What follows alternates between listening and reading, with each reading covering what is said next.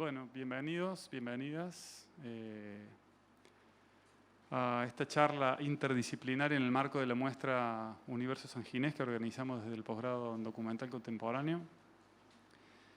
Una muestra en la que estamos pasando gran parte de la obra del cineasta boliviano Jorge Sanginés, que quizás sea el cineasta más importante del país vecino. Tiene una obra muy comprometida y muy cercana al indigenismo y a las luchas sociales en Bolivia. Supongo que si están acá, bueno, conocen la muestra, saben un poco de qué se trata. Si no, en los libritos ahí tienen un poco de información sobre días y horarios de pases. La idea de hoy es charlar con nuestros invitados e invitadas, que ya se los voy a presentar. La idea de esta charla surgió porque al ver un poco la obra de Sanginés nos parecía que como que el corpus completo de su obra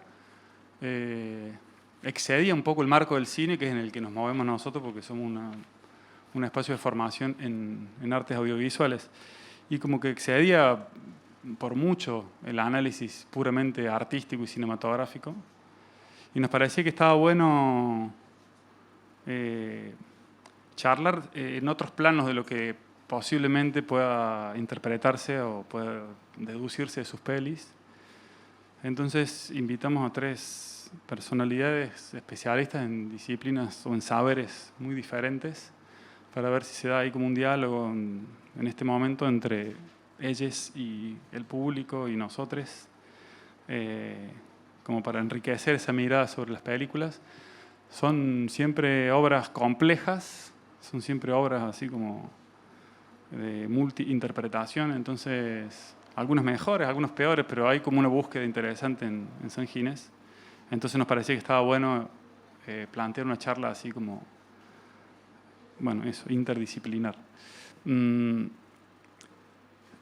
voy a presentar a nuestros invitados de hoy,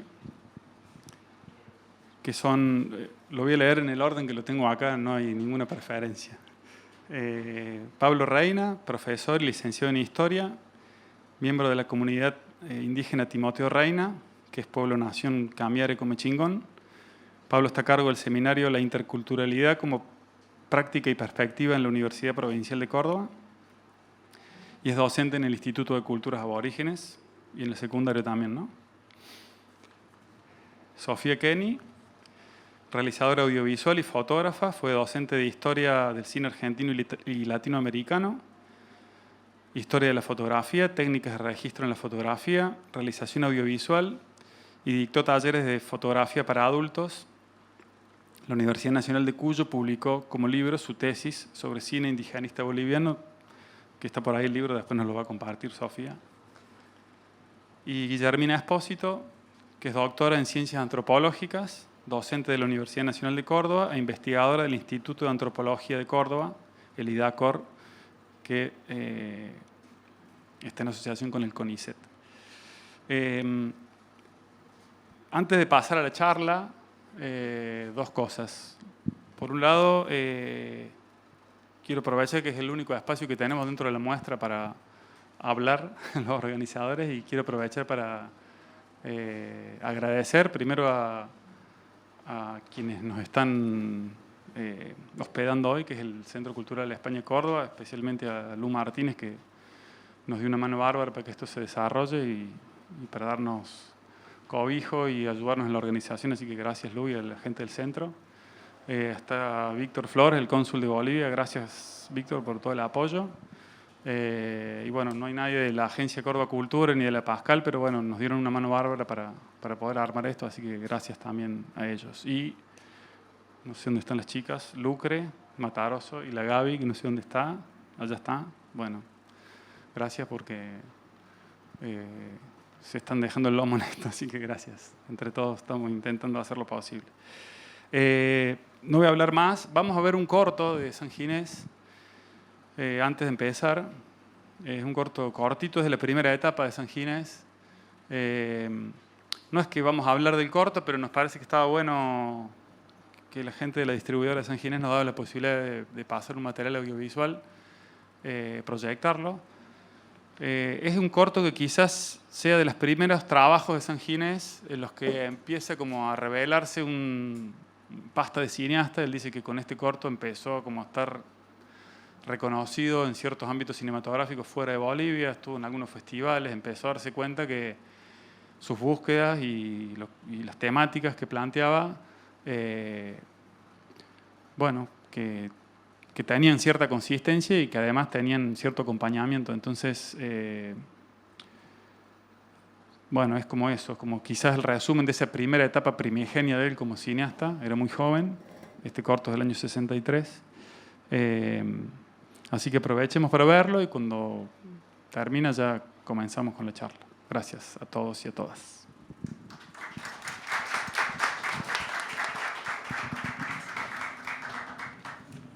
No voy a hacer una biografía de San Ginés en los libritos que están dando vuelta. Hay como un resumen de la vida de San Ginés más completo, pero sí me parece que está bueno decir algo porque tiene que ver con la peli, como introducción, que San Ginés no surge como de la nada.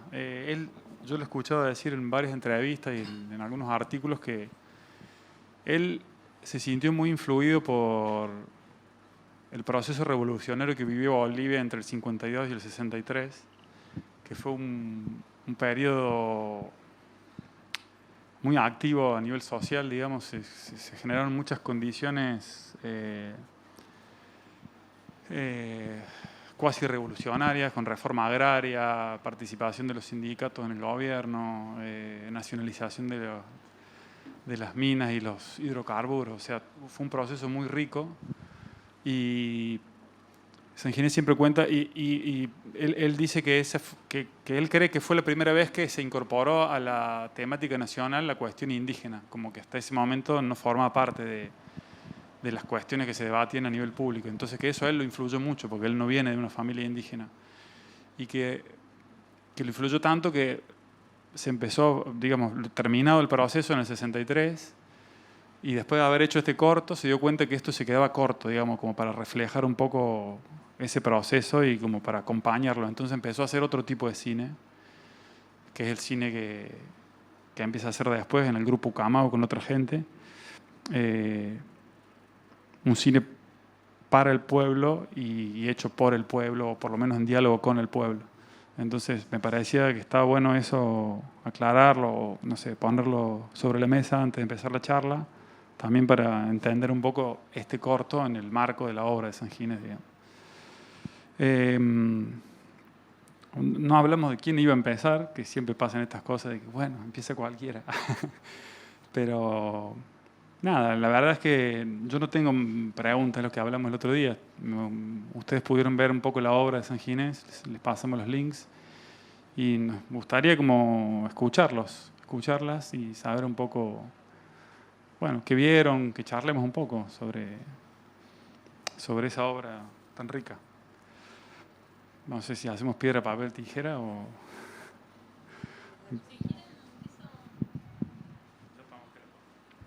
¿Con micrófono? Mejor. Si no me pongo el barbijo para pasar.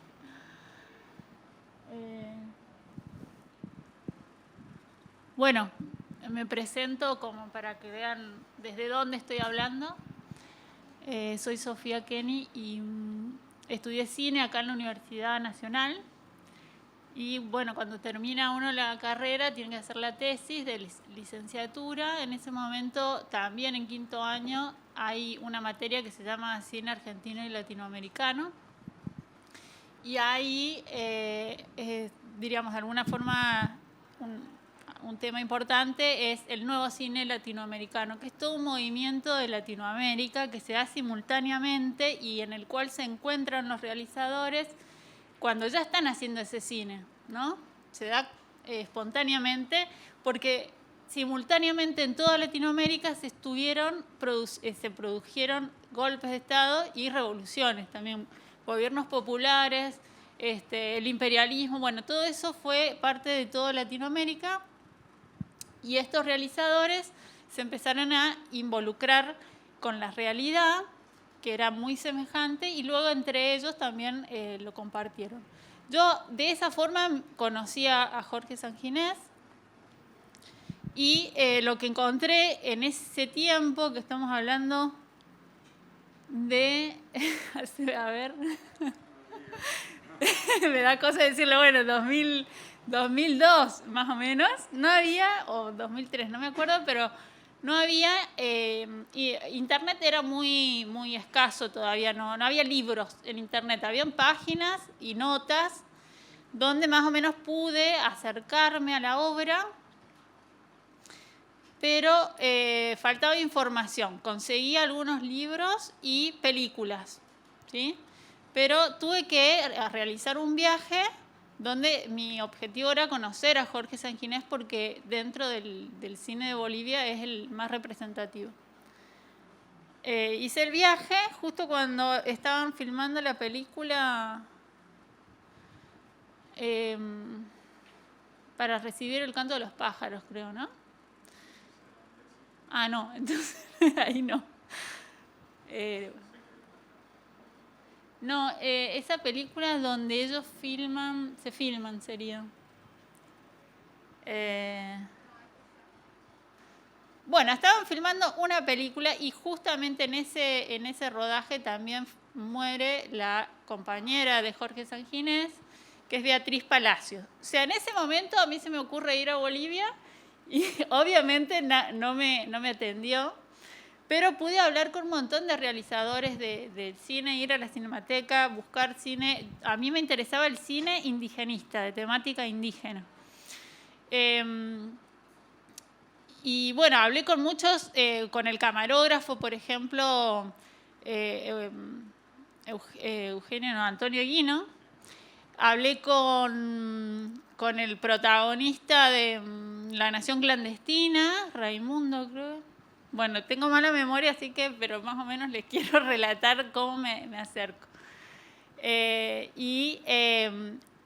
también, el protagonista de La Nación Clandestina, también es realizador audiovisual dentro de un grupo que se llama CEFREC, donde el cine o el video, diríamos en este caso, está como democratizado y son los mismos pueblos los que están contando sus historias y entre ellos también a través del video hay como una red, ¿no? Y que se expande en Latinoamérica. Y en eso tienen que ver las ONGs. Y está organizado CEFREC por el hijo de Jorge Sanginés, que es Iván Sanginés. También hablé con Iván Sanginés. Bueno, fue como un viaje de un mes en el cual logré acercarme en todos esos aspectos y conseguir estos libros que los quise traer para que, bueno, también compartir desde dónde pude estudiarlo. Entonces, cuando hice mi tesis, yo no tenía ningún tipo de acercamiento previo a Bolivia, salvo un viaje en el cual me había interesado la cultura andina, ¿sí?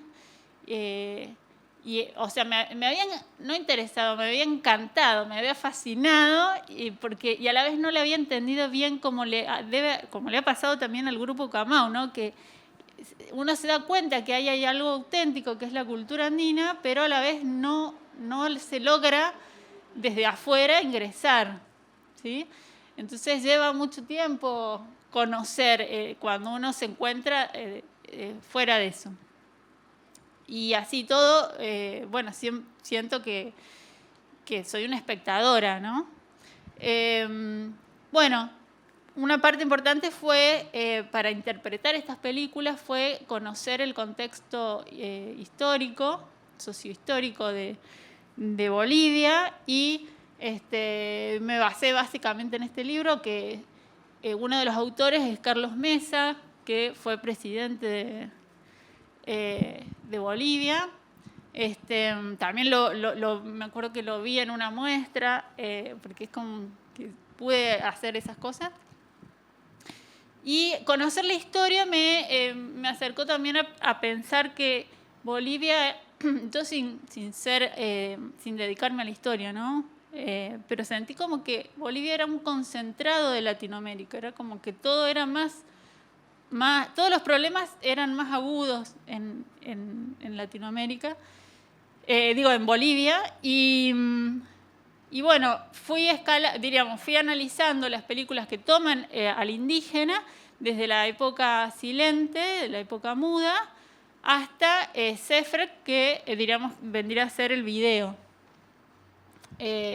Y con un sistema de producción y distribución mucho más revolucionario, creo que el mismo de Jorge Sanguinés. Bueno, también la historia del cine de Bolivia es muy interesante porque es uno de los... No todos los países de Latinoamérica tienen cine mudo, por ejemplo, y en Bolivia se empezó a hacer cine, y cine de muy buena calidad, desde la época silente. Pero en las películas mudas, el indígena ni siquiera aparecía en cámara, por más que se contaban historias originarias, eran actuadas por inmigrantes, ¿no?, que ocupaban ese lugar y se disfrazaban, ¿no?, y representaban, y eso se llevaba al extranjero. Luego viene la época de Jorge Ruiz, que es nombrado el padre del cine boliviano, y una película muy importante de Jorge Ruiz es Vuelve Sebastiana.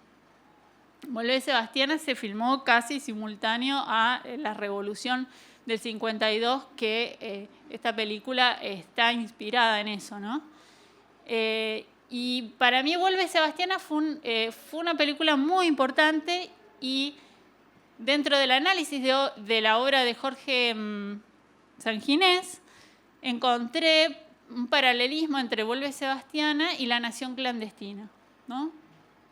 Justamente en La Nación Clandestina el protagonista se llama Sebastián, ¿no?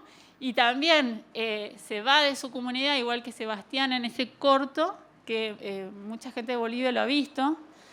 Se va interesada por otra cultura, ¿no?, y regresa, ¿no? Y con este regreso hay como una muerte, pero una muerte interpretada desde la cultura, en la cual la muerte es como una parte de la vida y es algo que va a asegurar la permanencia, ¿no? Y la cultura y lo grupal como algo que nos trasciende a lo individual. Luego empiezo a analizar la obra de Sanguinés. Sanguinés empieza su cine, estudia cine en Chile, por ejemplo, ¿no? Y además,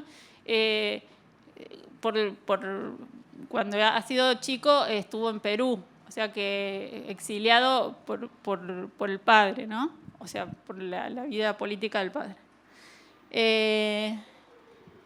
Así que, bueno, Jorge Sanguinés estudió cine, o sea que ya tenía, a diferencia de Jorge Ruiz, que se hizo en el cine, diríamos, haciendo, ¿no? Estudió agronomía Jorge Ruiz, por ejemplo, en Argentina, y terminó haciendo películas por toda Latinoamérica, pero aprendió. En cambio, Jorge Sanguinés aprendió cine, y esta película se hizo con la intención de representar la Revolución del 52, pero sin presupuesto, ¿no? Entonces, las tomas, por ejemplo, de los mendigos que están en la primera parte, se realizaron con material fílmico de una publicidad que estaban haciendo para la Lotería de Bolivia, ¿no? Mientras estaban filmando, estaban estas situaciones y se filmaron simultáneamente, y luego también filmaron otras partes de esa película, pero quedaron sin cámara, y el montaje final de esta película se hizo en Buenos Aires, lo hizo Jorge Sanguinés solo en ese caso,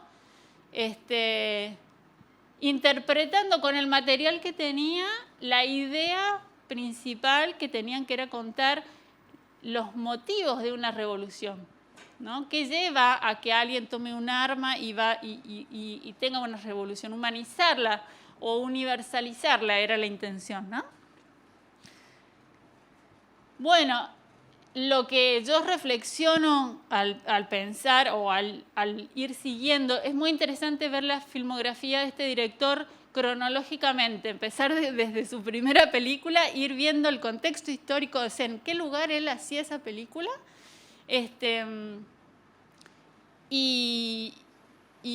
Bueno, y lo que le iba pasando, porque de alguna forma este cine que él va construyendo tiene, al igual que la cultura andina, de alguna forma, o la cosmovisión, siempre está mirando hacia el pasado.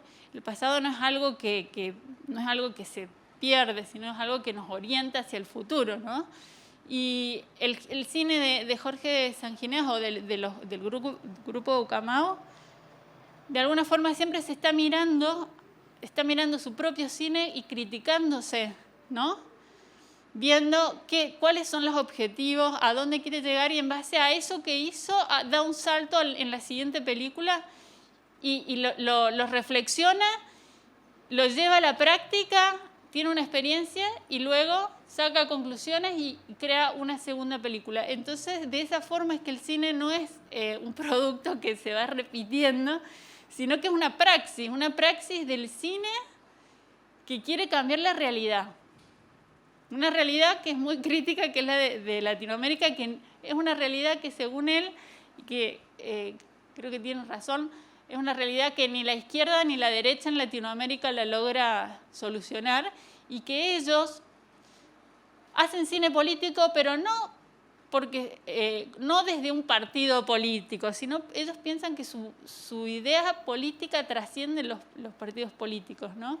Y observan que es en los pueblos originarios en donde hay que encontrar la respuesta, ¿no?, sobre cuál es nuestra identidad. Entonces, es en esa reflexión que bueno, va avanzando. También se va, hay un libro que lo quise traer, que es de la época del cine político, ¿no?, que él publicó explicando su cine, ¿no?, cuando está a la mitad de la filmografía que estamos viendo, o quizás antes de la mitad de la filmografía que estamos viendo. Y en él dice que hay dos tipos de cine revolucionario. Primero, que le pone el título Cine Revolucionario. Y dice que hay dos etapas. Una primera etapa que es un cine durante la revolución, o sea, que es un cine que va, en su primera etapa, va a denunciar o va a mostrar un conflicto, como en este caso, ¿no? Va a mostrar, vemos que es una realidad muy rígida, quizás son muy buenos y muy malos, ¿no? Está construida de esa manera para hacer avanzar hacia un objetivo. Luego, o sea, hay una etapa en la cual se habla sobre los problemas de la represión, o sea, del que oprime, y también en otra etapa se habla un poco de los problemas del oprimido, ¿no? Se denuncia eso. Pero después hay un cine que es después de la revolución, que es el cine que ahora está haciendo, ¿no? Y yo creo que antes de pasar a este cine, él hace una reflexión sobre su propio cine, ¿no? La Nación Clandestina es como un cierre de un lenguaje que considera que es apto para ese espectador, diríamos, o ese público que él busca, este cine. Y luego de eso hace una película en la cual reflexiona sobre el rol del realizador realizando películas revolucionarias, ¿no? La problemática que nos lleva como realizadores cuando queremos intervenir en la realidad, ¿no? En Los Insurgentes, por ejemplo, que es una de sus últimas películas, la voz en off es de Jorge Sanginés. Él está siendo un actor, ¿no? Estás entendiendo que él es parte de esto y se está explicitándose que él es un realizador que está opinando sobre y interpretando un proceso histórico, ¿no? Y bueno, y la última película ya es como un poco más convencional en cuanto al lenguaje, si bien sigue tomando el lenguaje que creó de alguna forma para este público. Lo que hace es diríamos, sostener esta revolución, contar en qué nos tenemos que basar para que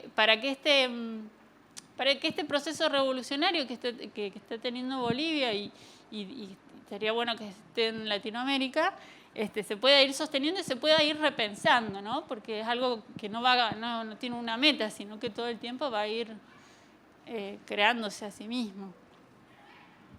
Bueno, más o menos eso quería contar desde dónde yo pude, analicé las películas y se pudo publicar esta tesis por la Universidad de Cuyo.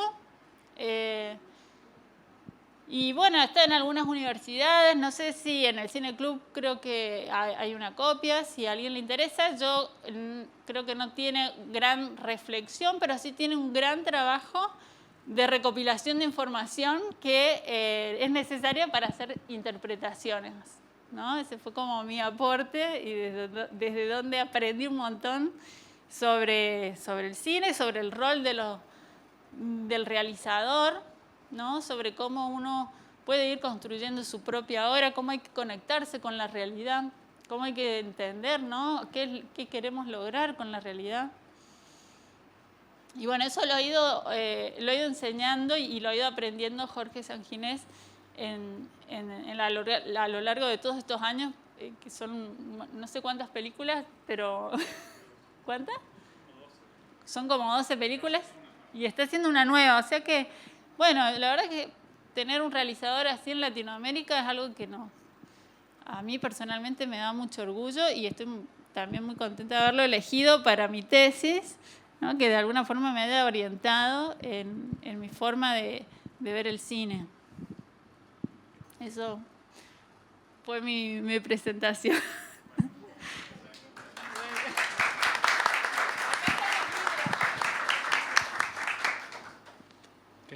¿Querés que siga yo? ¿Querés seguir vos? Bueno.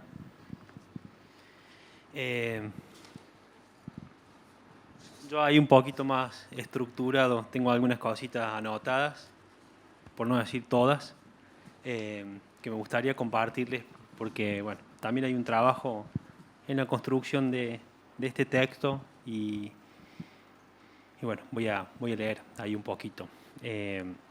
Lo primero que quería por ahí aclarar y decir es que siendo parte del pueblo comechingón, voy a intentar a compartir algunas sensaciones, algunas miradas, ¿sí? Con respecto a lo que es gran parte de la obra de Sanginés, ¿no? O sea, compartir desde la cosmovisión comechingona y también intentar invitar, ¿sí?, a pensar la realidad cordobesa, ¿no? En relación a los pueblos originarios, en relación al territorio, ¿sí?, a partir de esa mirada sobre la obra de Sanginés. Pero claramente, y comprenderán ustedes, y siendo que la obra de Sanginés toma como sujetos históricos a los pueblos indígenas andinos, no les hablaré desde la cosmovisión andina, en principio porque no me corresponde, ¿sí? No me corresponde y ya sabemos nosotros como pueblo originario de Córdoba lo que sucede cuando hablan en nombre de nosotros. Es bastante problemático, bueno, eso ha sucedido desde hace 500 años, hablan en nombre nuestro. Pero sí me parece importante, ¿no?, decir de que de esa mirada comechingona, de alguna forma, sobre la obra de Sanginés, está en completo diálogo con la cosmovisión andina, ¿sí?, como la cosmología andina. Es decir, voy a tratar de hacer pie, con el permiso de los hermanos y las hermanas andinos, ¿sí?, en algunos principios filosóficos de la cosmovisión andina, porque se hermana de alguna forma con la cosmovisión del pueblo camiare, del pueblo comechingón. Y bueno, y sin duda lo primero que uno podría advertir en ese sentido es que no existe una cosmovisión indígena, como no existe un sujeto indígena, sino que existen cosmovisiones indígenas en plural y pueblos indígenas en plural, ¿no? Y me parece que es una aclaración también interesante, importante, necesaria, porque pareciera a veces que no existen diferencias históricas, diferencias geográficas, diferencias en cuanto a perspectivas de futuro, en cuanto a caminar o en cuanto a la misma cosmovisión entre los pueblos indígenas de América y bueno, y sí que las existen y las han existido y le van a seguir existiendo. Así que bueno, por eso me parecía importante hacer esa aclaración. Lo que sí por ahí compartimos fehacientemente los pueblos originarios es que desde hace años tenemos estamos atravesados por un mismo proceso histórico que tiene que ver con el colonialismo, con la colonialidad, con la invasión, con la conquista. Es decir, compartimos generalmente lo que es el proceso histórico y tenemos una misma posición de subalternidad, si se quiere, de vulnerabilidad también, de opresión con respecto a lo que es el Estado, con respecto a lo que es la ciencia, con respecto a lo que es el eurocentrismo, con respecto a lo que es el capital. Desde hace 500 años sí compartimos eso, ¿sí? Y también compartimos, sí, como yo les decía hace un instante, voy a hacer pie en algunos principios cosmológicos de la cosmovisión andina. Sí compartimos también algunos principios o hay algunos puntos en común, algunos puntos de encuentro, ¿no? entre las cosmovisiones. Y me parece que es necesario también decir cuáles son esas cosas que compartimos, ¿no? La noción, como se decía recién, con respecto a la vida, con respecto a la muerte, el entender la cuatripartición del mundo, el entender de que no estamos sobre la naturaleza, sino con la naturaleza. El poder también comprender de que no estamos solos, no estamos solas los humanos, sino que somos uno más y que establecemos relaciones y diálogos e intercambios con lo que nos rodea. También creo que son algunos de esos puntos en común que existen entre las cosmovisiones indígenas. Pero bueno, me parecía también importante decir esto. Hay diferencias históricas entre las cosmovisiones, entre los pueblos, y es por eso que bueno, lo que les voy a compartir va a ser una mirada comechingona sobre la obra de Sanginés, haciendo pie en esos puntos de encuentro. Ustedes me avisen si no se entiende. Bueno, por otro lado, también quisiera comenzar e invitar a pensar, ¿no? Que como dice Sanginés y como decía recién la compañera, el cine es una herramienta de transformación social, si se quiere. Y allí es donde bueno, es importante, ¿no? el cine y se une con mi disciplina, que es la historia, porque la historia se vincula con los procesos de transformación social. La historia, de alguna forma, intenta buscar y explicar cuáles son los cambios, por qué se dan los cambios históricos, y también hay una función social de la historia que me parece que es bien importante, que tiene que ver con los procesos de transformación social. Entonces, si hay algo que pude advertir en lo poco que conozco de la obra de Sanginés, es ese lado quizás programático, que está ligado a los procesos de transformación, a los procesos de transformación social.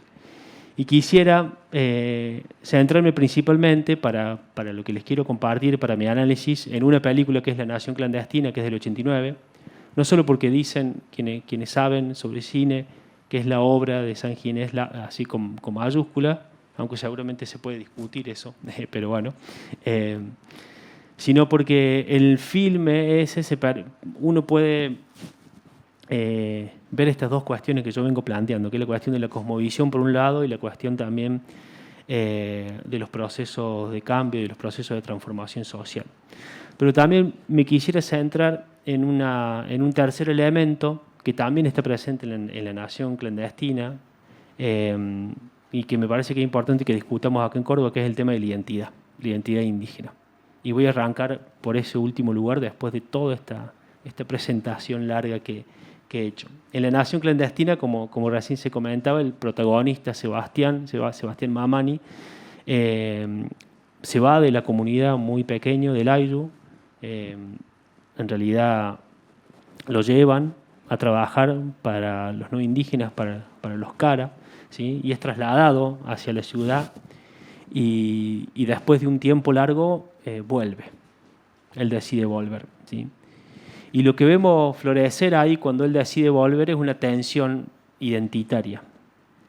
¿Por qué una tensión identitaria? Porque en primera instancia pareciera que la ciudad transformó la identidad de Sebastián Mamani. Transformó la identidad indígena. Es en primera instancia la primera lectura que uno puede hacer.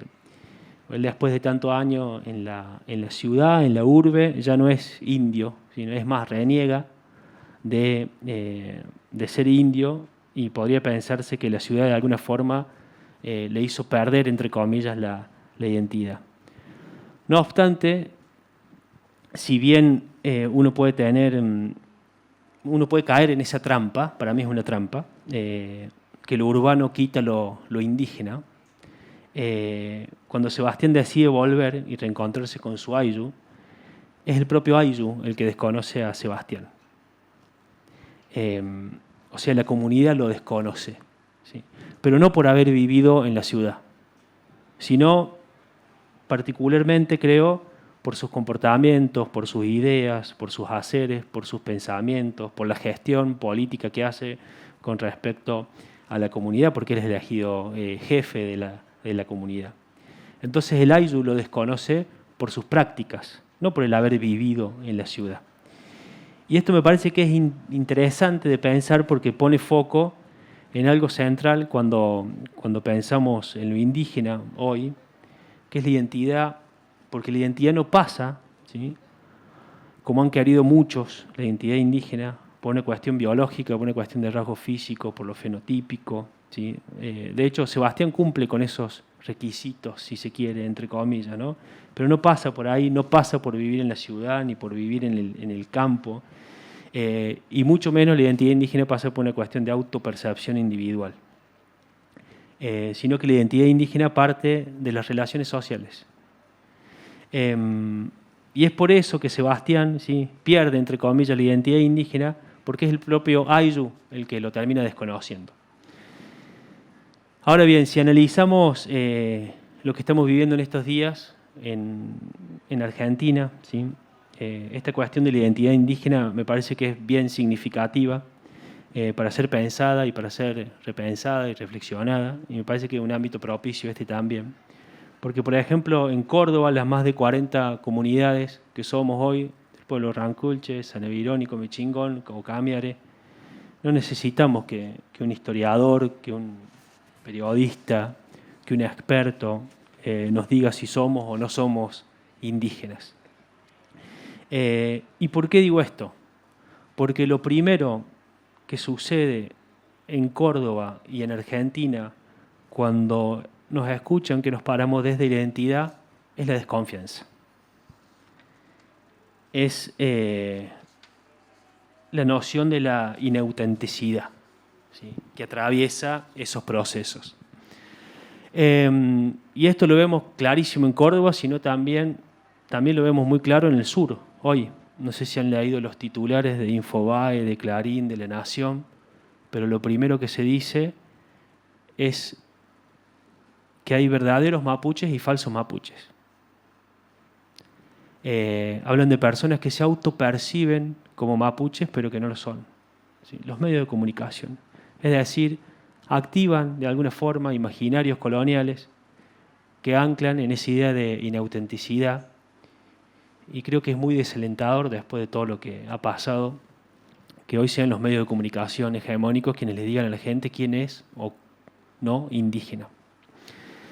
Y como bien muestra San Ginés en esta película, en Nación Clandestina, y como hoy lo muestra la legislación nacional, caso de Constitución Argentina, artículo 75, inciso 17, ley 24.071 y otras, es el nosotros comunitarios, es la autoconciencia del propio colectivo indígena quien tiene que establecer esas coordenadas de indianidad, de indigeneidad. Y esto creo que debe ayudarnos a reflexionar sobre ese debate existente en la sociedad argentina acerca de las discusiones que hay sobre la identidad indígena, ¿sí? Sobre esta idea de sospecha, sobre esta idea de inautenticidad, ¿sí? De allí que la transformación, creo que de la identidad de Sebastián, no pasa por el haberse ido de la ciudad, como decíamos, sino por sus decisiones, por sus acciones, ¿sí? Por el desconocer su apellido. El de apellido Mamani se cambia a apellido Maisman, ¿sí? Por el negar a su padre. Cuando niega a su padre, niega su ancestralidad, niega su linaje, ¿sí? Él también desconoce las divinidades, los seres tutelares de su ayllu, ¿sí? Entonces me parece que son esos ejemplos los que hacen de que la comunidad lo desconozca. Y me parece importante pensar esto, de que la urbanidad o la urbe no quita la identidad, porque en la actualidad la mitad de la población indígena en América y la mitad de la población indígena en Argentina vive en las urbes.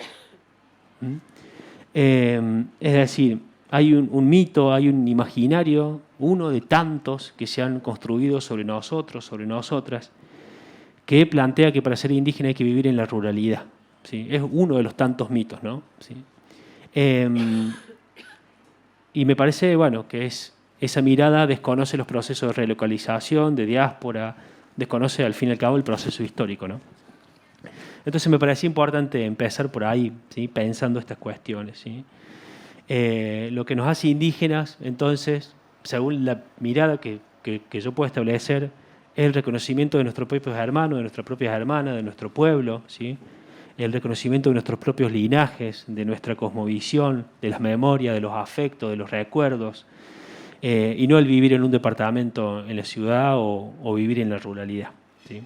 Por eso San Ginés toma la decisión, me parece, de que Sebastián en la nación clandestina cambie de apellido, que niegue a su padre, que desconozca el linaje y también que se aleje de las creencias de su comunidad. De hecho, Sebastián le dice a su pareja en esa película, Basilia, ¿vos creés en eso? Justo cuando Basilia está yendo a hacer una ofrenda a el guardián o a las achachilas del cerro. Y con esto último, creo que podemos comprender cómo nuestra identidad está ligada también, no solamente a lo social, a las relaciones sociales, sino al vínculo con el territorio, ¿sí? Al vínculo con el espacio, con el entorno, a la relación y la reciprocidad con los seres tutelares, ¿sí? Con los animales, con las plantas, con el río, con las montañas, ¿sí? Y con todo lo que habita en los territorios, con nuestros muertos, con nuestras muertas que están enterradas en los territorios, ¿sí? Algo que creo que San Ginés también deja ver de alguna forma. Aquí en territorio Comechingón nosotros tenemos guardianes del agua, guardianes de las piedras, hay lomas que son sagradas, hay ríos que son sagrados, hay animales de poder, hay animales sagrados.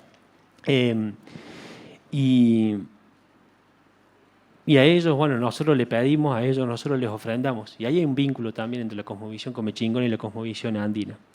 Y esa dimensión cosmológica, simbólica y significativa de la identidad me parece que es central, ¿sí? No solamente las relaciones sociales como planteaba históricamente la antropología, sino, ¿sí?, el vínculo con lo no humano. Porque nuestra identidad se define también, ¿no?, en esa trama comunitaria que es de alguna forma el entorno, un entorno que el pensamiento occidental, el pensamiento eurocéntrico, ha comprendido que está separado, ¿sí?, o ha pretendido que ha estado desvinculado de lo humano, ¿no? De alguna forma la razón occidental supone que existe una brecha entre naturaleza y cultura y bueno, a nosotros desde la cosmovisión nos han enseñado que no, que estamos insertos e insertas en esa trama, ¿sí?, que no hay brecha entre naturaleza y cultura. Bien. Bueno, después también me gustaría compartir otra cuestión que está ligada a la noción de la persona, al ser gente, que también me parece que tiene que ver con un principio cosmológico que une la cosmología camiare, comechingona y la andina, ¿no? En una parte también de la nación clandestina, el Amauta, el Tata Tankara, que sería algo así como la autoridad espiritual del ayllu, de la comunidad, le dice a la pareja de Sebastián, a Basilia, Le dice, el problema con Sebastián es que Sebastián vive al revés. Está patas para arriba. Vive de cabeza, ¿sí? Y no está parado en los pies, le dice.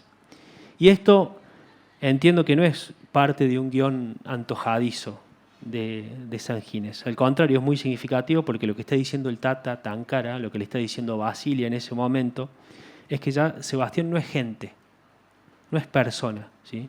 O sea, en términos sociológicos diríamos que está enajenado, que está alienado, ¿sí? Que está fuera de sí.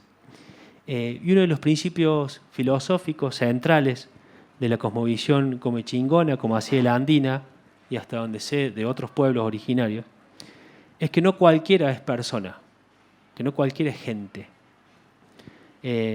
Como dice mi papá dice, todos los humanos somos seres, pero no todos somos seres humanos. Y creo que ahí radica ese principio cosmológico del no ser gente. Ser gente, ser persona, ser humano, para nuestra mirada quiere decir ser digno, ser decoroso, no mentir, no hablar de más, hablar con la verdad. Y los andinos tienen una frase para graficar eso, que es ama sua, ama aquella y ama yuya. ¿Sí? Ama sua es no seas ladrón, ama yuya es no seas mentiroso y ama aquella no seas flojo, no seas vago. Eso es ser gente, eso es ser persona. Lo que nos enseña la cosmovisión es que debemos asumir nuestros errores, las miserias, ¿sí? Y tender a la impecabilidad. No debemos ser flojos, no debemos ser ladrones, no debemos ser vagos, no debemos ser mentirosos, no debemos tener malos pensamientos, debemos alejar los malos pensamientos.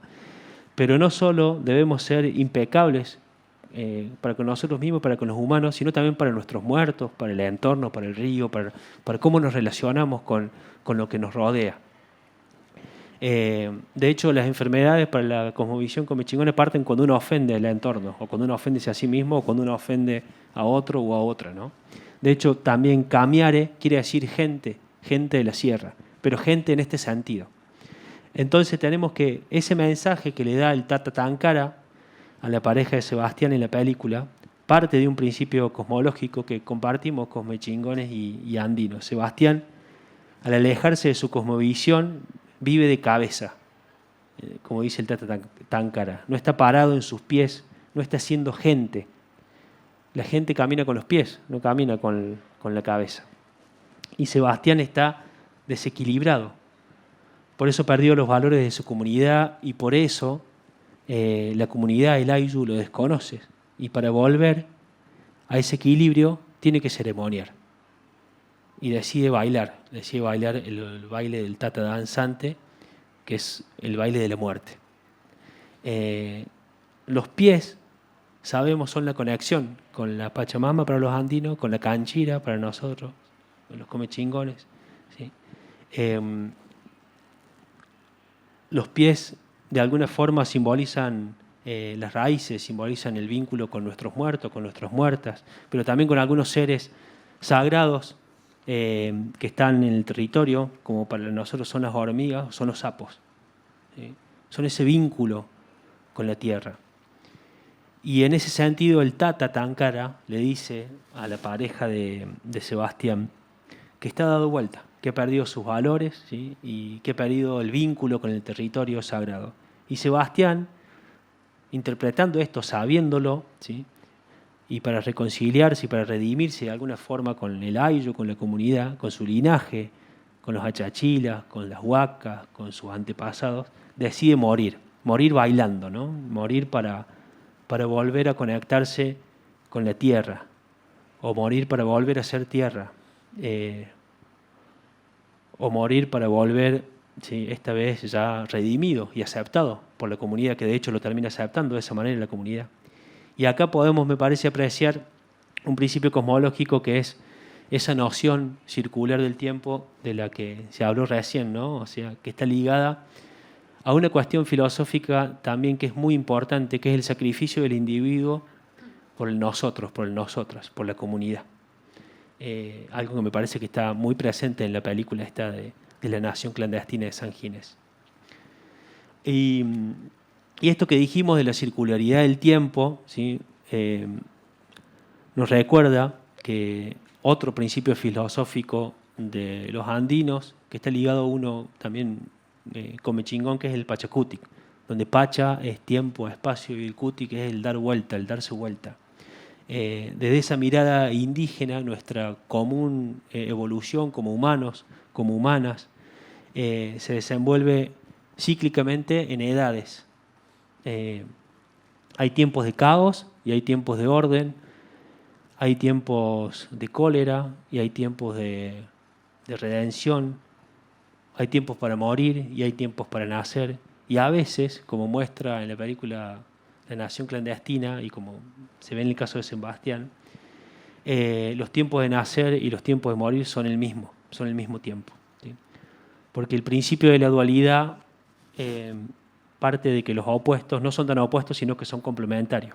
El pensamiento eurocéntrico, dialéctico, piensan de que esos opuestos son de alguna forma irreconciliables y que generan otros. Y ahí hay una diferencia filosófica, ¿no?, con respecto a la mirada occidental y la mirada indígena o las miradas indígenas. Y de hecho también en términos históricos, desde 1492 se inauguró un Pachacutic. Murió un mundo y nació otro.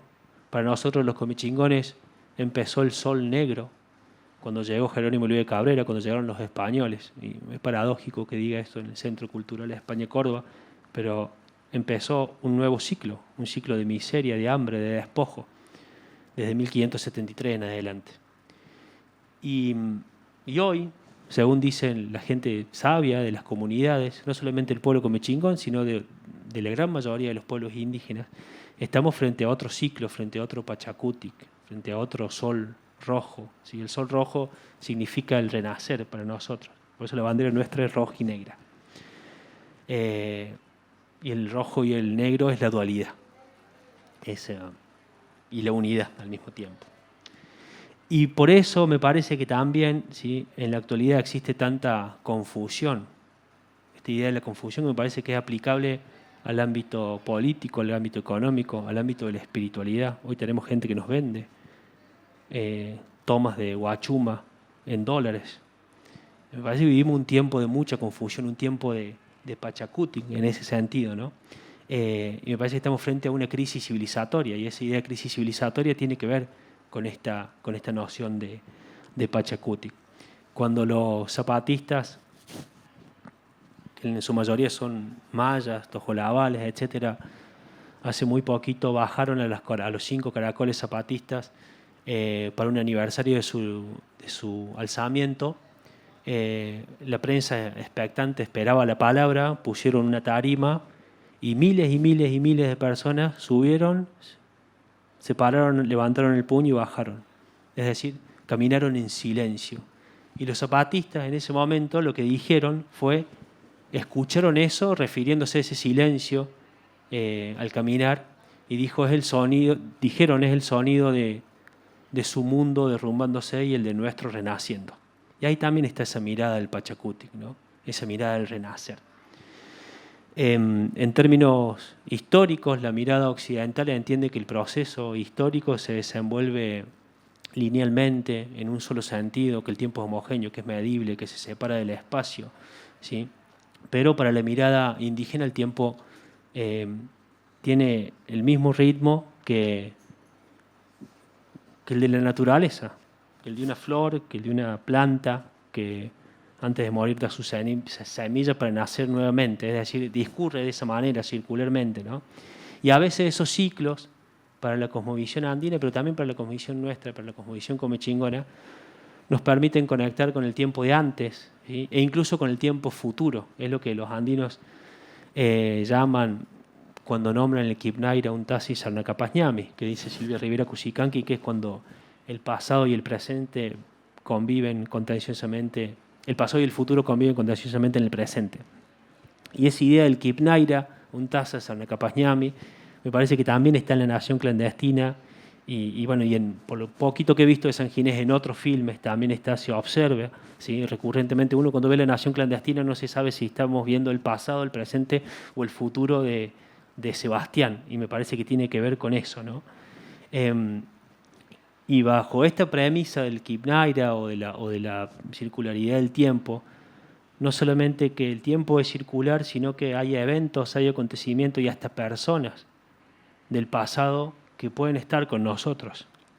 De hecho, en Insurgentes, otra película de San Ginés del 2012, de alguna forma, en un momento cuando durante la guerra del gas, en el 2003, las mujeres están sacando pedrada a la policía, por otra calle lateral se ve bajar a Tupac Katari y a Bartolina Sisa, ¿no? En un tiempo que aparentemente no les corresponde. Y esa noción circular de tiempo nos permite ponernos en contacto, ¿sí? Y que habiten de nuevo otras personas que aparentemente no estaban, ¿sí? Para nosotros, como pueblo Comechingón, caminan al lado nuestro Lino Acevedo, Felipe Ongamira, Teresita Villafañe, Achala, mi tatarabuelo Félix de la Presentación Reina. Para nosotros están con nosotros, ¿sí? Porque en este tiempo de Pachacutic las cosas se aceleran y necesitamos de ellos y de ellas para fortalecer la comunidad, para fortalecer la identidad y para generar esto, que es lo último que quiero hablar y ya dejo el micrófono, que tiene que ver con las transformaciones sociales, que lo nombré al principio, esa mirada programática de alguna forma que tiene el cine de San Ginés. Y me parece que esa mirada cíclica del mundo, ¿no? Se une con esta cuestión de lo programático, ¿no? De las transformaciones sociales. Como decía recién, atravesamos una crisis civilizatoria, ¿no? Y entendemos que para salir de ese caos, para volver al orden, para ser gente, tenemos que reconciliarnos con nuestros linajes, con nuestros antepasados, tenemos que volver a ceremoniar, tenemos que volver a ser gente, ¿sí? Volver a ser humanos, ¿sí? Y ahí me parece que no hay que quedarse sentado como hace Sebastián, como no hace Sebastián, esperando que ocurra, sino que la acción humana, la agencia humana crece en toda su potencia. Tenemos que organizarnos políticamente, pero también espiritualmente, para poder acelerar este tiempo, porque esto, según la mirada nuestra, ya no va para más. Femicidio, asesinato de hermanos como Elia Garay, Rafael Nahuel, desastre ambiental, bueno, todo lo que ya sabemos. Entonces, en ese sentido, me parece que el cine de San Ginés, o por lo menos lo poquito que yo conozco, tiene esa cuestión programática y que nos ayuda a conectarnos con lo que vendrá para volver a ser gente, para volver a ser humano y para volver a caminar hacia el pasado. Así que bueno, eso quería compartirles. Muchas gracias.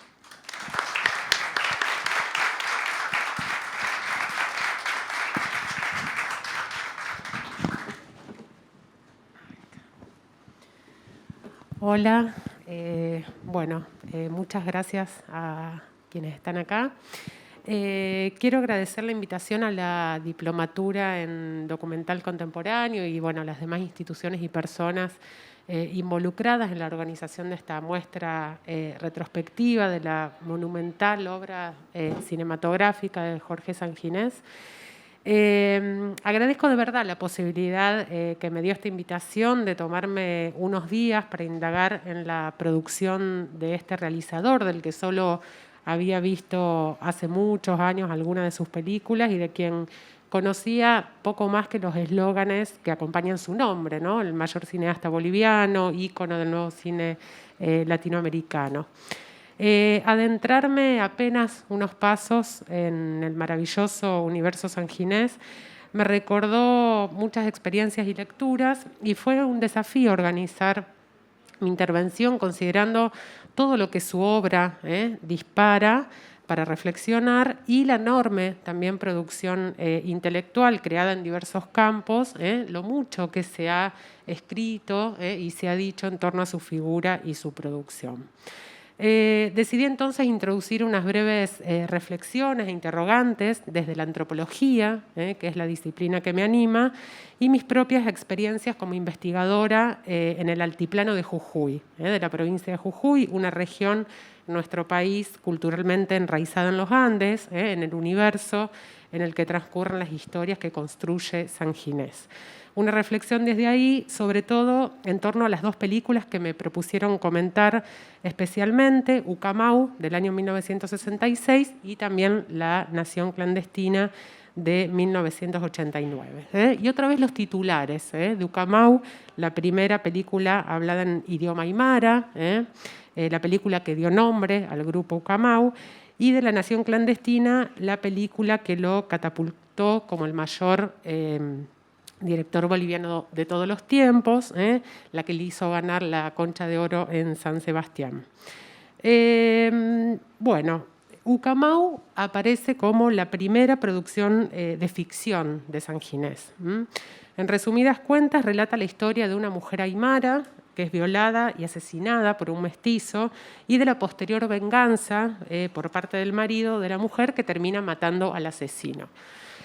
La simpleza de la historia contrasta con la monumental fotografía y la fuerza que impone sobre todo lo que la película no explicita, pero que hace al contexto en el que transcurre, que es la etapa posterior a la Revolución del 52 y la reforma agraria, donde la explotación del mestizo aparece como un continuum de la explotación del patrón de Hacienda.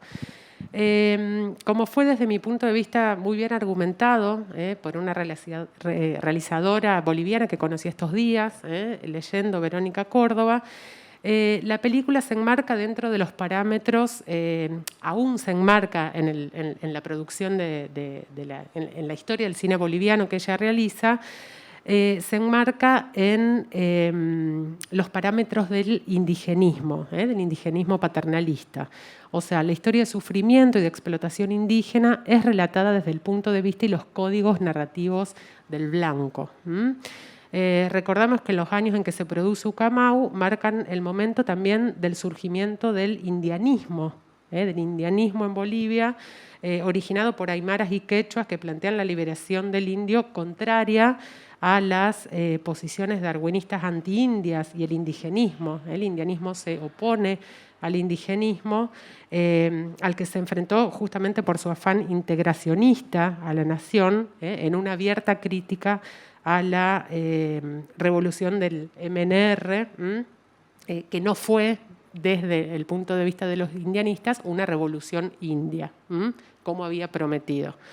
Entonces, en Ucamau, por un lado, las figuras del indígena aymara y del mestizo se presentan estereotipadas en una dicotomía donde aparecen la bondad humilde y mansa del indio y la maldad usurera y violenta del mestizo, del cholo, en el transcurrir de esa lenta espera de la venganza que llega en la escena final donde los dos terminan golpeándose y el marido de la mujer violada mata a su asesino en el marco de la inmensidad del altiplano.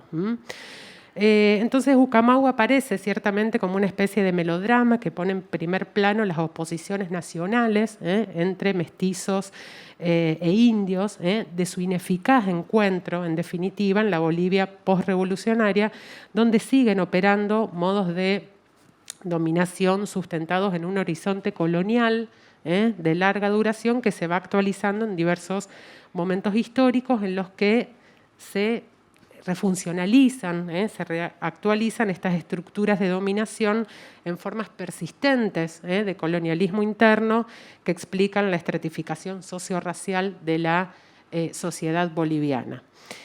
Y este horizonte colonial que organiza los modos de convivencia y sociabilidad en Bolivia aparece de forma brutal en La Nación Clandestina. Ya desde el principio de la película, en varios momentos a lo largo de su proyección, y bueno, cuando terminé de verla no podía creer semejante producto artístico-político. Esta película que cuenta, bueno, como muy bien presentó Pablo, la historia de Sebastián Mamani, a quien de niño lo llevan desde Huilcani, su comunidad en el altiplano, a vivir a la ciudad de La Paz, entregado a la familia de los patrones para que crezca en la ciudad. La tensión es siempre irresuelta, una tensión irresuelta entre el desarraigo y el retorno a la comunidad, organiza todo el argumento. como una puesta en escena de lo que en el campo de las sociologías de las migraciones analizaría un tiempo después el argelino Abdelmayek Zayad, la doble ausencia de la aymara que se traslada del campo a la ciudad hace que no sea ni de aquí ni de allá. Lo vuelve una presencia ausente que es estructural, que es colonial, que hace que no pueda pertenecer en definitiva ni a la ciudad ni al campo, entendiendo al campo como la comunidad del Ayllu de parientes. En la ciudad, a pesar de sus esfuerzos que lo llevan incluso a cambiar su apellido Mamani por Maisman, no puede dejar de ser indio y por ende objeto del desprecio y racismo por los estamentos mestizos de la gran ciudad. En un primer regreso a su Ayllu, la influencia de su experiencia en la ciudad hace caer en desgracia su condición de jefe político, de Gilacata, elegido por la comunidad, cuando una tras otra, como bien explicó Pablo, sus decisiones son tomadas por él en forma unilateral, sin someterse como uno más a lo que decide la comunidad, que es la que dirime siempre los asuntos que le conciernen. La condena es total, su propia madre lo desconoce. La inclaudicable posición comunitaria lo obliga a abandonar la comunidad y se le prohíbe el regreso. Y ahí, en la alienación y en la brutalidad de la igualdad ciudadana ficticia y excluyente que experimenta en la ciudad, es donde hace su aparición la memoria. Y no hablo de la memoria como imperativo y necesidad gubernamentalizada, del modo en que se oficializó en la arquitectura de reparación de los países del Cono Sur en los últimos 20 años, sino la memoria en el sentido en que es referida por Pilar Calveiro para los grupos Purépecha de México, como una memoria de valor que emerge en situaciones adversas, que irrumpe desde un pasado remoto a un presente para conectar los dos momentos y que recrea sentidos y reabre el pasado hacia el presente y el presente hacia el pasado. Es esa memoria de la que habla también Walter Benjamin cuando plantea que articular históricamente el pasado no significa conocerlo como verdaderamente ha sido, sino que significa apoderarse de un recuerdo tal como este relampaguea, dice él, en un instante de peligro. El que nunca, una cita, el que nunca volvió a Wilcani, ¿cómo sabía sobre el gran señor danzante? En la misma película se expresa que el pasado y el presente están siempre presentes. Y aquí no es solo Sebastián Mamani activando la memoria de su niñez cuando observa atónito el baile del danzanti. Es un momento constitutivo donde se manifiestan las razones originarias, diría René Zabaleta Mercado, que lo hacen volver a la comunidad. Y no me refiero a razones originarias en sentido ontológico, sino a los horizontes históricos de memoria colectiva que interactúan en un presente que está saturado de tensiones todo el tiempo. Es la escena de los blancos cruzando el río a lomo de indio, es la caminata de los comuneros con las banderas flameantes, llamando a acompañar a los mineros a la central obrera boliviana, es la escena del velatorio del tío y el comentario respecto a que se lo llevaron muy joven a la guerra del Chaco. Son las memorias cortas y las memorias largas de las que habla Silvia Rivera Cusicanqui, las memorias colectivas recientes donde se acumulan eventos y conflictos con gran valor representativo, vinculados a la Revolución del 52, la reforma agraria, pero también a otros eventos de interpelación reciente, y el horizonte histórico más extenso, de larga duración, que muestra el sustrato profundo colonial y las formas de resistencia a esa dominación llena de contradicciones que hablan justamente de la coexistencia de una multiplicidad de horizontes o ciclos históricos que se manifiestan en la superficie social, de la entreverada, de la abigarrada formación social, citando nuevamente a Zabaleta, de la Bolivia contemporánea. Tengo que decir que nunca había reflexionado hasta estos días del modo en que lo hice a la luz de mi formación como antropóloga sobre la relevancia del cine, no tanto para la crítica política o los procesos políticos, mirada que por ahí suelo tener como espectadora de cine, sino para el conocimiento y la comprensión de la diversidad social y sobre los modos en que a través de diversos dispositivos y la organización de imágenes en base a un guión se puede contar una historia construyendo y representando a un otro. Como en la antropología, donde nos preguntamos por las diferencias humanas desde un modo de conocer que implica un método, el etnográfico, a través del cual una se mete de lleno en los fenómenos que quiere investigar y desde donde, en definitiva, también contamos historias. Desde estos lugares me pregunté finalmente sobre las posibilidades de un cine como el de Jorge Sanginés en Argentina. Y digo como el de Jorge Sanginés en términos de un cine que muestre brutalmente, como lo hace el cineasta boliviano, la estructura colonial de dominación y la estratificación sociorracial que impera en Argentina, a pesar de nuestra convicción nacionalista de que aquí el racismo no existe ni como práctica ni como representación sobre otros. Como comenté al principio de la charla, mi trabajo como antropóloga lo desarrollo en la provincia de Jujuy. Actualmente trabajo con poblaciones quechua parlantes en el departamento de Santa Catalina, en Jujuy, que viven en esta región puneña, que en tiempos coloniales constituyó con los departamentos altiplánicos del sur de Bolivia una unidad con múltiples vínculos socioeconómicos, relaciones que perduran, por supuesto, con las transformaciones históricas del caso hasta la actualidad, pero cuyas poblaciones indígenas a uno y otro lado de la frontera fueron objeto de regímenes específicos de representación y visibilización. Argentina niega su presencia indígena. Si desde fines del siglo XIX la incorporación de las tierras del sur y del indio de la Patagonia significó el triunfo simbólico de la civilización sobre la barbarie, el indígena altiplánico fue una especie de vara de alteridad con la que los discursos nacionalistas y las estrategias homogeneizadoras de las instituciones y las élites locales y su pretendida etnicidad blanca se midieron y reprodujeron hasta la actualidad. Desde estas autorrepresentaciones históricas, Argentina es blanca, bajada de los barcos, un país cuyas coordenadas de nacionalidad se orientaron históricamente hacia un norte eurocéntrico y civilizado.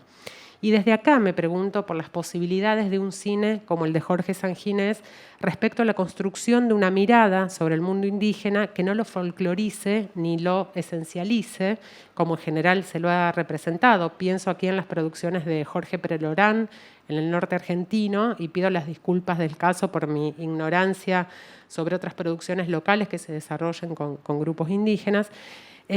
Sino que desde una historicidad radical los incorpore como sujetos políticos de la Argentina contemporánea. Un cine que, parafraseando a la filósofa Isabel Stanger, no nos diga solamente qué es ni cómo debería ser, sino que nos haga pensar sobre todo lo que no queremos ver. Bueno, muchas gracias.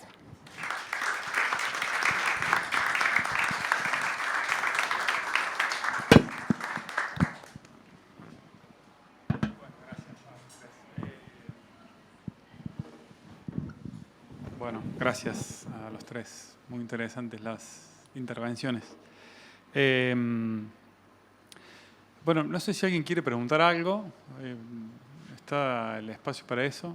Yo puedo hacer alguna pregunta, pero si alguien quiere, me interrumpe o levanta la mano. Tengo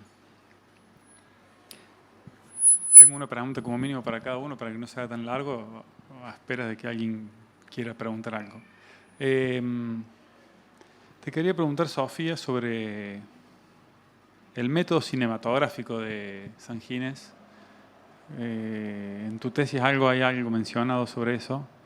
Como en las operaciones estéticas de Sanginés, no solo hay una operación de contenido, de elegir puntualmente de qué hablan las películas y cuáles son los personajes de trama, sino que hay operaciones formales, estéticas, que también de algún modo intentan, a veces con mejor y otras veces con menor resultado, reflejar ese mundo indígena o esa filosofía o esa forma de pensar y de vivir. Te quería preguntar si podés contar un poquito o mencionar algo al respecto.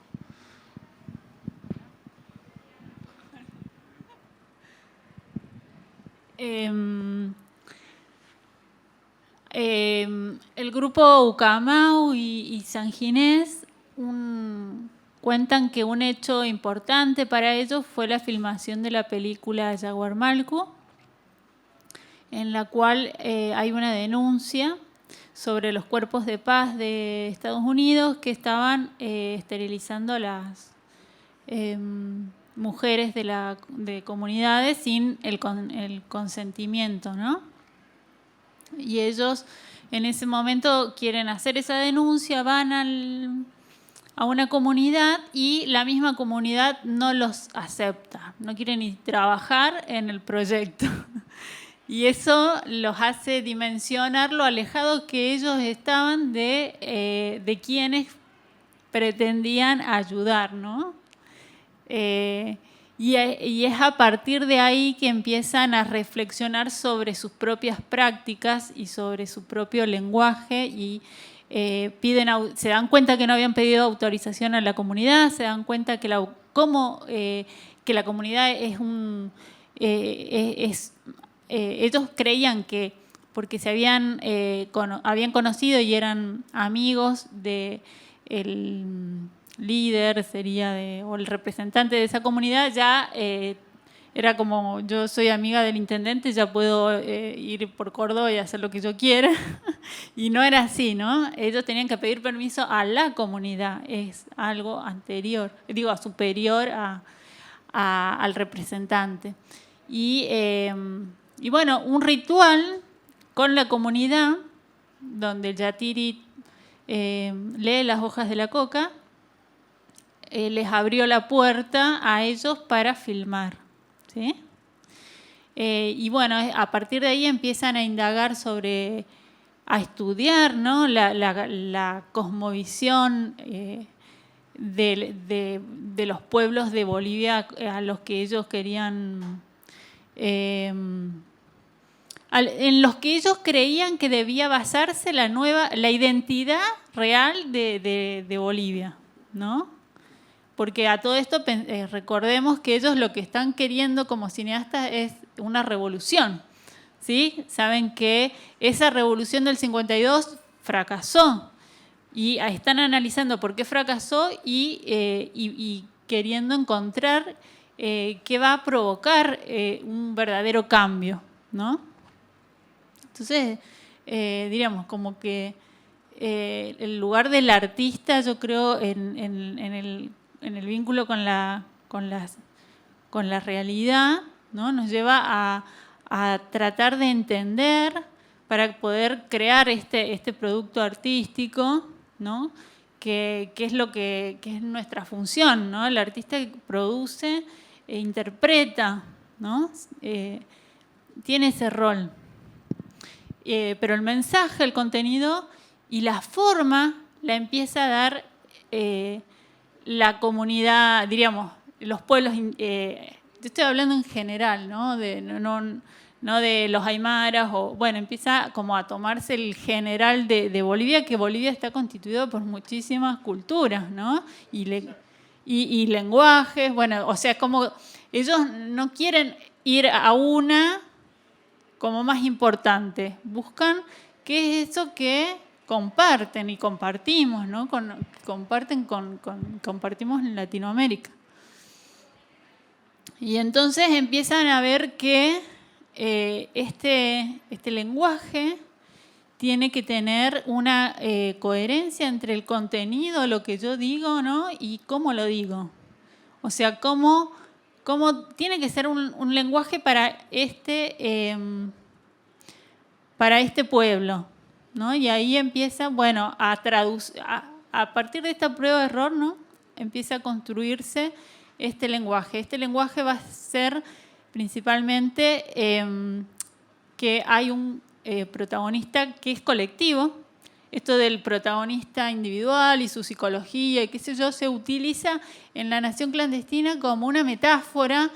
Es algo poético, ¿no? Pero en verdad se entiende que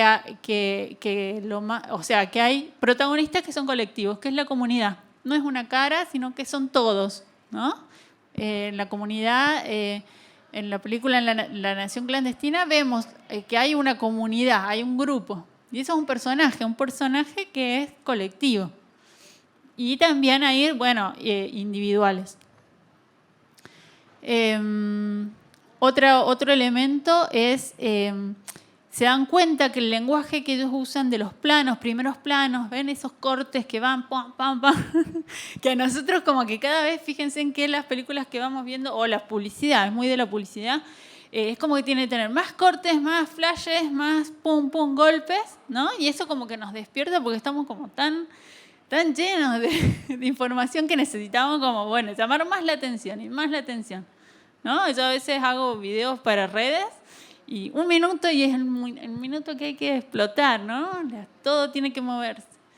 Bueno, y esto choca, se dan cuenta que esto que estaba usando Jorge Sanginés, ¿no? En el montaje mismo de Revolución, en Ucamaul, ¿no? La escena final que agarra la piedra, que es todo planos así que nos acercan, a las comunidades no les llegaba, ¿no? No les era afín.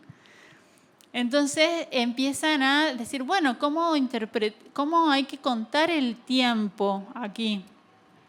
Y se logra, su máxima expresión es el coraje del pueblo. En La Nación Clandestina es como su máxima expresión, dado que entienden que hay una continuidad, ¿no? Y que se pueden usar primeros planos, pero a partir de un recorrido, o sea, que el tiempo y el espacio no se fracciona, sino que la cámara va como recorriendo y va pasando de planos, pero lo va haciendo, ¿no? En una construcción en la escena, donde también esto se construye con los mismos actores, ¿no? Hay como una coreografía en los planos de La Nación Clandestina. ¿Cómo? No hay cortes. De hecho, el montaje, siempre cuenta Jorge Sanginés, que fue muy simple, ¿no? Porque había que poner la toma de cada escena que habían filmado, sincronizar el sonido directo. Y bueno, el otro, diríamos, un ajuste desde el sonido, pero desde la imagen ya no hay tanta intervención y diríamos desde la postproducción, sino que es en la escena, ¿no? A donde se construye el espacio cinematográfico.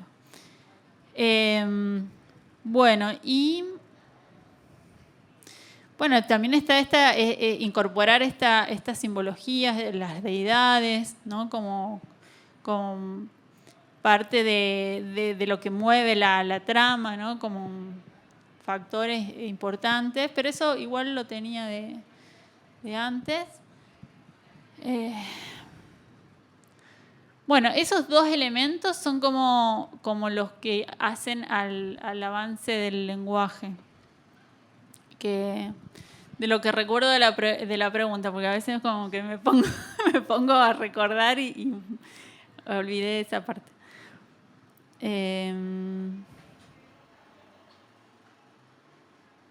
Bueno, que más o menos ¿se entiende? Bueno. En El coraje del pueblo también hay una cosa así, porque tiene esa escena tan significativa que es cuando baja la comunidad y lo está esperando el ejército y se produce esa matanza y los actores son la misma comunidad, digamos, entonces... Sí, ellos hablan de que ahí empiezan los géneros también o sea, no tener esto de ficción documental, sino que hay una película antes que se llama El coraje del pueblo, donde ellos cuentan cómo fue la masacre de la mina siglo XX, creo. Y esto ahí empieza como ellos a ser como intérpretes del pueblo, ¿no? Entonces, ya no es que ellos escriben un guión, ¿no? Y van a ver, vamos a filmar, sino que le van pidiendo a la comunidad que vaya, bueno, a través del relato de ellos, arman la escena y bueno, y los diálogos ya serían decirle al mismo protagonista, o sea, serían testigos, ¿no?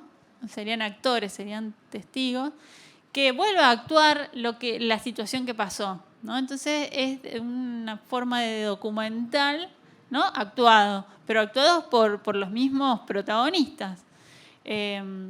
Y ya ahí cambia la relación, ¿no? Esta de los que vamos a filmar y llegamos y decimos qué hacer, y los otros como algo pasivo, sino que ya hay un diálogo donde van todos participando, ¿no? Uno sabe que está haciendo el medio, está canalizando lo que viene de la comunidad, ¿sí? Y ahí está diríamos, de ese rodaje también sale estas teorías, ¿no? Sobre cómo debería ser este cine revolucionario que ellos llaman. Porque le empieza a surgir de esta misma convivencia, ¿no? del pueblo y del artista, del realizador. ¿Sí? Y de las frustraciones que le generó muchas veces el que su objetivo no se viera plasmado en el público al que apuntaban. ¿Preguntas? ¿Sigo? ¿Quiere que les dé el micro? No, si llego. Acá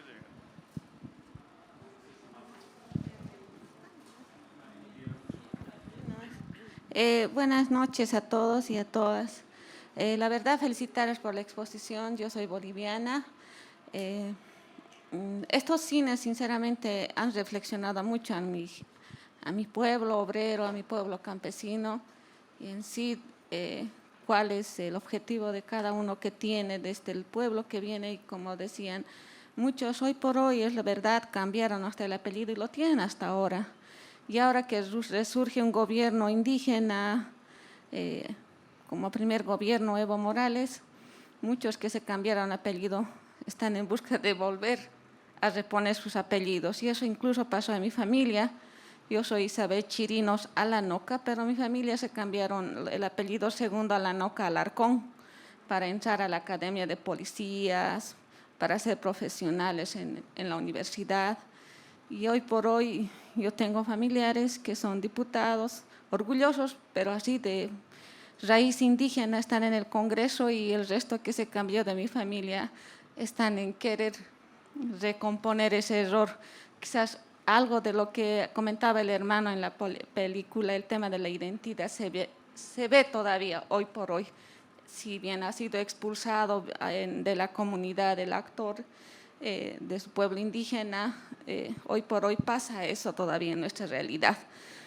Y decir también que muchos hermanos del campo migran a la ciudad, especialmente a la ciudad del Alto, donde fue la guerra del gas, el 2003. Hoy por hoy son los que, o sea, no están en el sector rural ni tampoco en la ciudad, andan yendo de acá para allá, pero sí van progresando. Son los famosos cholet que hacen las casas modernas en sus estilos, hasta de Iron Man y todos esos. Esa es la clase que un poco ya desarrolló y se fue más económicamente avanzando. Y con respecto a lo que decía la hermana, es verdad, necesita impulsar este proceso de crear películas quizás con esta visión de Óscar Sanginés, porque se ve en la realidad, por ejemplo, la actriz, la actora Sebastiana, que hizo la película de Niña, cuando era niña, es de la nación Chipaya, Urochipaya. Ya mayor, la actriz, quizás de niña tal vez algo haya entendido cuál era el objetivo de su actuación, qué son los actores, los demás que rodeaban, cuál era.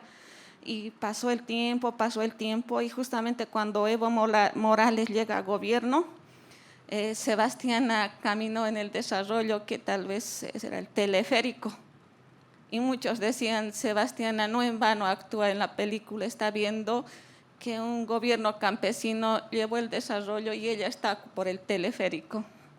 Y Evo Morales les regaló incluso una vivienda, del plan vivienda, todo completo, porque Sebastiana se ve que vivía los urochipayas en viviendas precarias, ¿no?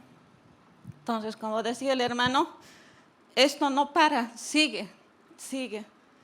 Yo soy de raíz indígena, campesina aymara, mi mamá es de Pollera, y yo siempre cuando hablo por teléfono con ella practico el aymara, porque si no se me va a olvidar. Yo sé hablar bien el aymara, cosa que a veces se me es difícil también enseñarle a mi hija, ¿no? Quiero hablar, pero ella un poco no puede, pero yo la aprendí. No me avergüenzo de mis raíces, ¿sí? Entonces yo digo, hermano, está ahí la identidad, y será tal vez la hermana ha visto todo el desarrollo de la película. Tiene un buen elemento, la colectividad, no es colectividad, los hermanos argentinos, como para construir lo que decía la hermana, una película con ese objetivo y ese sentido mismo que se tiene. Y agradecerle especialmente, hermano, esta película, sinceramente, a nosotros, que tal vez no lo hemos tocado desde ese punto tan esencial, el de conocer cuál era la esencia y cómo venía desarrollando película tras película, ¿no?